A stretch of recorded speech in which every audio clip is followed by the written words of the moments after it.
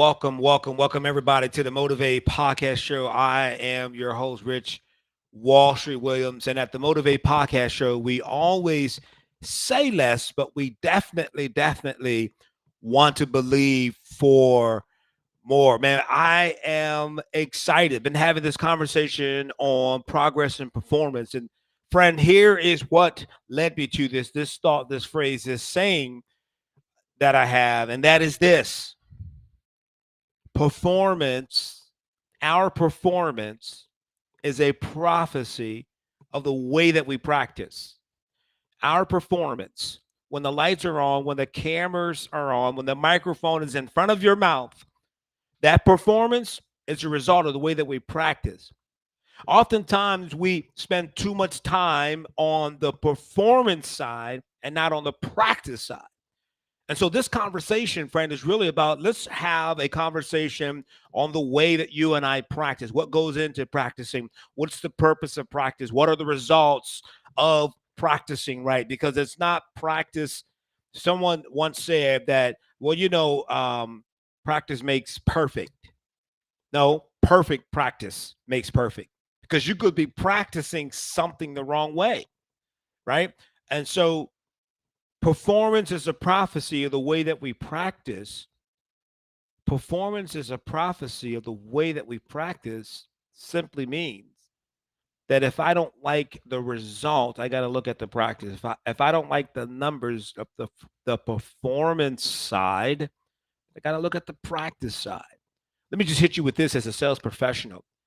As a sales professional, how many books have you read this year as it relates to your career, your profession? How many books have you read? Okay, let's go outside of sales. In your career, your vocation, how many books have you read this year as it relates to your? Now, I'm not talking about the requirements of your position. Like when I sold real estate every 2 years, we had to do these what they call continuing education classes on ethics and on like laws, fair housing, that type of thing, right? So I'm not talking about the mandatory classes that you have to take to maintain your certification and our license. I'm talking about the willful decision, the intentional decision that you and I make when the lights are off, the cameras are off, no one is watching, the microphone isn't in front of our face. That's the practice I want to talk about.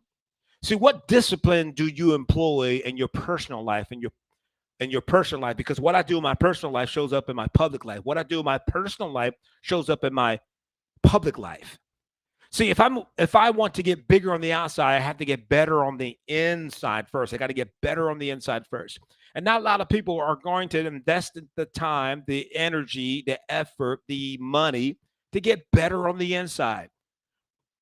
When was the last time you read a book? Outside of the mandatory books or education or test quizzes, et cetera, that you got to take to maintain your license and your certification.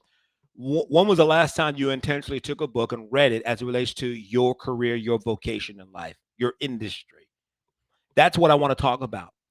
When I was doing real estate sales training, I had a group of real estate agents in a room, about 30 agents in a room. And at that time, we were training on marketing and branding. And I said, but listen, let me just share with you this as it relates to the personal investment that you take in your business. I want you to go back to your office this week, and I want you to find about 2 or 3 agents, and I want you to ask them, how much time do you spend a week or a day on learning a new script or technique or process? How much time do you spend? Right. And so I said, does everyone understand the assignment? Everyone said yes. So we had at least 30 agents in the room. After the training, they went back to their offices the following week. We get together. I said, how many of you did the homework that I gave you? 100% participation. Every hand went up.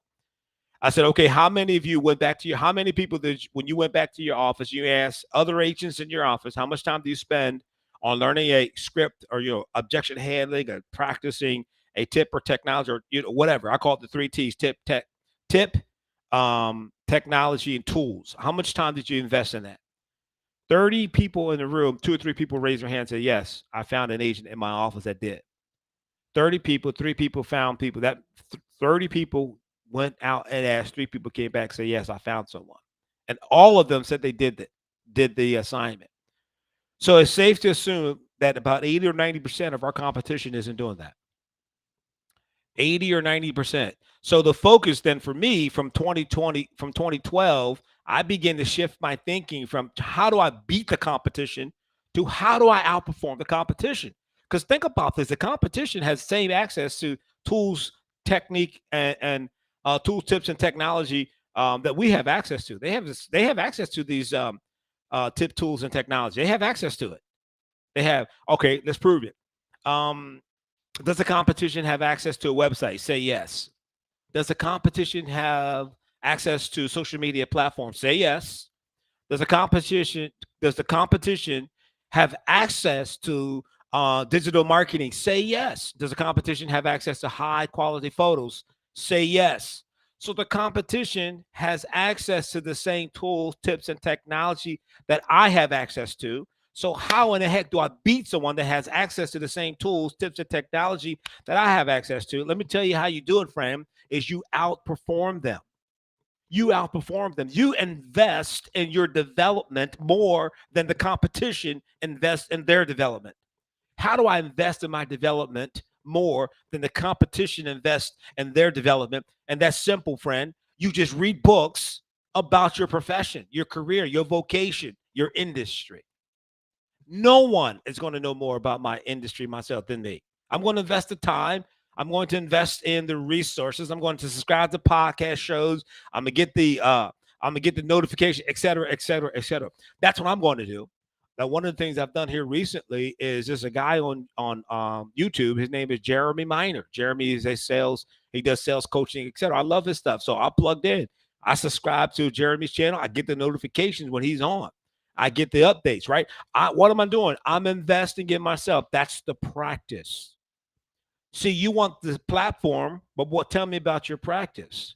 You want to be on the stage, camera, lights, action, but tell me about what it looks like when it isn't camera, lights, and action. What are you doing, friend? How are you practicing? I'm preparing to get back into going into the regular workout routine. Now I work out at home lightly, but it's not compared to going in the gym, getting on the treadmill, doing my 20, 30 minutes cardio, and then going through my routine, right? And so part of the preparation is the mental preparation and getting a plan in place. Because listen, friend, I'm 57 years young right now. I feel absolutely amazing in my body, but I don't stop there because I know there's another level that I could take my physical prowess to.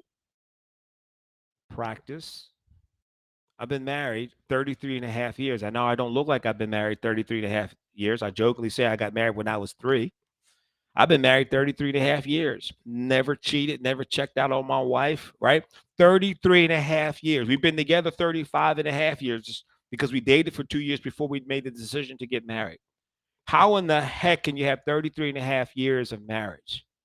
Did you have tough times, Rich? Yes. Did you have challenging times, Rich? Yes. Did you have heated fellowship, Rich? Yes. What's heated fellowship? We don't argue. We have heated fellowship disagreements, right? But I have made a decision, friend, that I'm going to invest in the success of my relationship. I'm going to place a high value on that relationship. And because I place a high value on that relationship, then the behind the scene performance in that relationship counts. But we're talking about practice right now. We're talking about having progress in your life. What progress are you having? Because performance lets me know about the progression. Last month was March Madness with college basketball teams, and they have the quarterfinals, finals, and then finals, right? And how you progress through the finals, semi, quarter to finals, how you progress is based upon the way that you perform. You perform well, you hit the shot when you're supposed to, et cetera, et cetera. Guess what? You progress. At the end of the day, it can only be one winner, right? So you progress. So it's that small movement is better than no movement at all. Write that one down, friend. Small movement in life is better than no movement at all. Listen, if you and I could increase, we could become 1% better every day in 90 days. We have a 90% increase. But understand this, friend, that before you get bigger on the outside, before you blow up on the outside, before there's lights, cameras, and action, you got to get better on the inside first. And that's the focus of my conversation. That's the focus of where we're going with these conversations about performance and progress. I am personally seeking out individuals to have a conversation on this podcast about performance because it's making the difference. Whether that's performance in your marriage, your performance on your job, performance as a father, performance as a mother, performance as a daughter or son. How do you practice? Practice. Don't play it until you get it right. Play it till you can't play it wrong.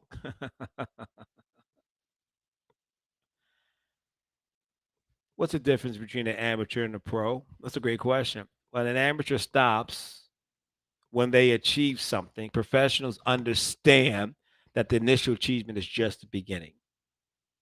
Amateurs stop when they achieve something. Professionals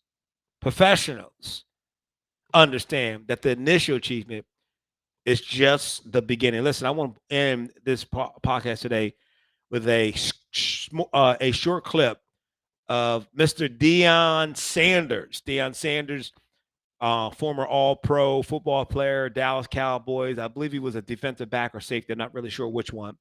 I think he was a safety. Deion Sanders, and he's talking about practice and performance. Let's check him out.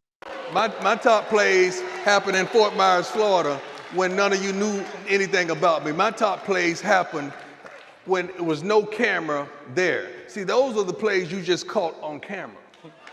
Those weren't my top plays because I practiced like I played, so when I played, it would be practice. Yeah, you were supposed to clap right there because that was straight. Amen to that.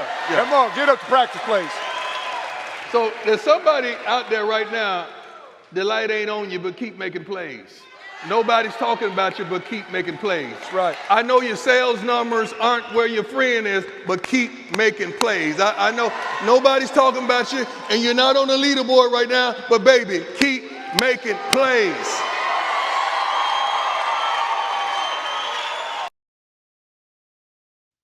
How about that? Keep making plays. Practice the way that you play and play the way that you practice. Hey, man, listen, I'm Rich Wall Street Williams here on the Motivate Podcast Show. On the Motivate Podcast Show, we always say less, but we definitely believe for more. Let's get it.